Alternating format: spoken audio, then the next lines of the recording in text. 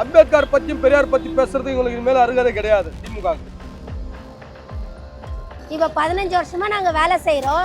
அப்ப பிடிக்காத PF ESI இப்ப பிடிச்சி என்ன பிரயோஜனம்? ஒவ்வொரு தூய்மை பணியாளர்களுக்குமே பிஎஃப் பிடிக்கப்படும், அதே போல இஎஸ்ஐ வழங்கப்படும். கர்நாடகார தமிழ்நாட்டுக்கு தண்ணி கொடுக்கணும்னு துரத்தி விட்டான். ஆனா தமிழ்நாட்டு முதல்வர் எங்களுக்கு வேலை இல்லைன்னு துரத்தி விடுறாரு.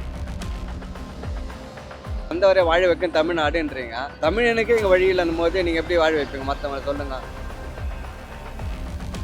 இன்னைக்கு ஸ்டாலின் ஐயா ஒரு திட்டம் ஒன்று போட்டிருக்காரு, தெரு நாய்களை சொறி பிடிச்ச நாய்களை இது விஷ ஊசி போட்டு கொண்டுலான்னு சொல்லி. அந்த மாதிரி எங்களுக்கு ஒரு இது போட்டு கொண்டுட சொல்லுங்க பேசாம. எங்க வீட்டுல பிள்ளைங்கெல்லாம் பட்டினி பசிவா சாப்பிட உட்காந்துருக்கு. எங்க பிள்ளைங்க நினைச்சு நாங்க இங்க உட்காந்துருக்கிறோம். 10 ஆண்டுகள் அதிமுக 10 ஜோன் கான்ட்ராக்ட் விட்டா பண்ணீங்கன்னா பண்ணீங்கன்னாங்க. நாங்கள் என்ன பண்ண சொல்லட்டுமா? அவங்கள வீட்டுக்கு அனுப்பிச்சோம். இப்போ நீங்கள் என்ன சொல்கிறீங்க? நாங்கள் 2 ஜோன் அனுப்புனா என்னன்றீங்க? இப்போ நீங்களும் வீட்டுக்கு போகிறீங்க. அவர் அடிக்கடி ஒன்று சொல்லுவார், சொல்றதையும் செய்யறேன் சொல்லாததையும் செய்வேன். சொல்லாதது எதுவும் அவர் எங்களுக்கு செய்ய வேணாம், அவர் சொன்னதை செஞ்சாலே எங்களுக்கு போதுமானது. சொன்னதை செய்வோம், செய்வதை சொல்வோம். இப்போ வேலை செய்யறவங்க தானே நீங்கள் ஜாதி பார்க்குறீங்க. அப்போ நீங்கள் ஜாதி வரி பிடிச்சவங்களா? நீங்கள் திமுக ஜாதி வரி பிடிச்சவங்களா? 7 நாளாக இங்கே உட்காந்துருக்கோம். ஸ்டாலின் ஐயாவோ இல்லை கனிமொழியோ யாருமே எங்களுக்கு எந்த பதிலும் சொல்ல.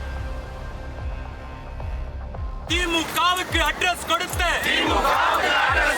மக்களை நீயும் மறக்காதே.